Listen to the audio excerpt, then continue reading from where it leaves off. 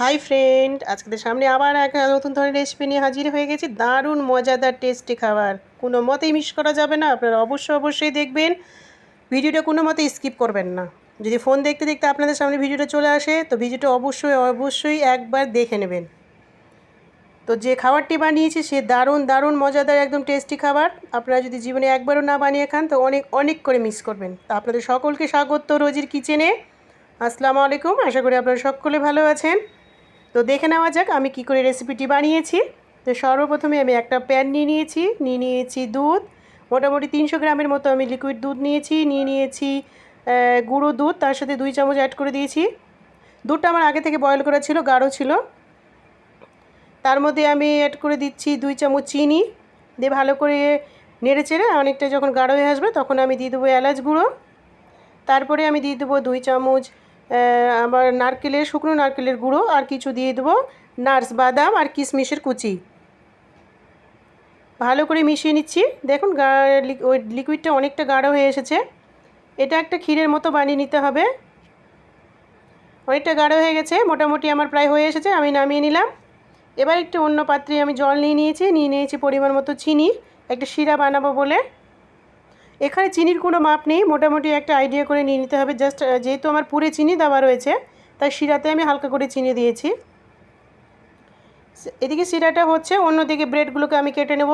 চারি সাইডে brown colour যেগুলো রয়েছে সেগুলো 4-4টে কেটে নেওয়ার পর আমি এখানে 4টা পিস করে নেব। আপনারা চাইলে 2টো পিসে রাখতে পারেন, আমি এখানে 4টে করে পিস করে নিয়েছি, এক একটা পিসের।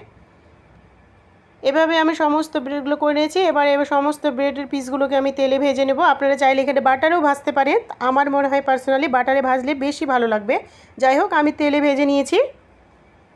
ভেজে নেওয়ার পর আমি ব্রেডের যে পিসগুলো রয়েছে সেগুলো একটা একটা করে তুলে নেব। তুলে নিয়ে সঙ্গে সেই শিরার মধ্যে, শিরাটা আমার অনেকটা প্রায় ঠান্ডা হয়ে এসেছে, সেই শিরার মধ্যে আমি দিয়ে দেবো একটু করে। আমার ভাজা প্রায় হয়ে এলো।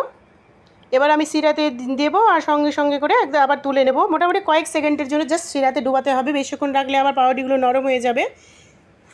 2 সেকেন্ডের মতো রাখতে হবে, দিয়ে এবার সঙ্গে তুলে নিতে হবে।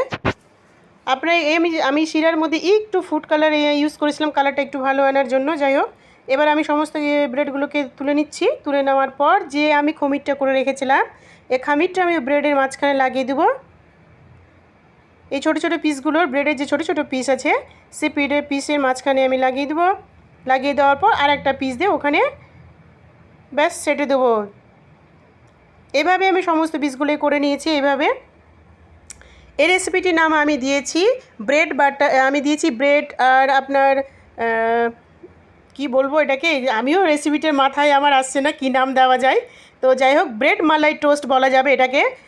যেহেতু এখানে মালাই আছে আর ব্রেড আছে, তাই ব্রেড মালাই টোস্ট।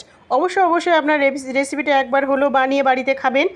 বাড়িতে ছোট থেকে বড় সকলে খুব পছন্দ করবে আর দারুণ মজা নিয়ে খাবে। আর আপনারা বাড়ির গিন্নিদের কথা বলছি, যেনারা বানাবেন, আপনারাও একবার যদি এই রেসিপিটা মিস করে যান তাহলে সারা জীবন পস্তাতে হবে। আপনারাও একবার হলেও জীবনে বানিয়ে খাবেন।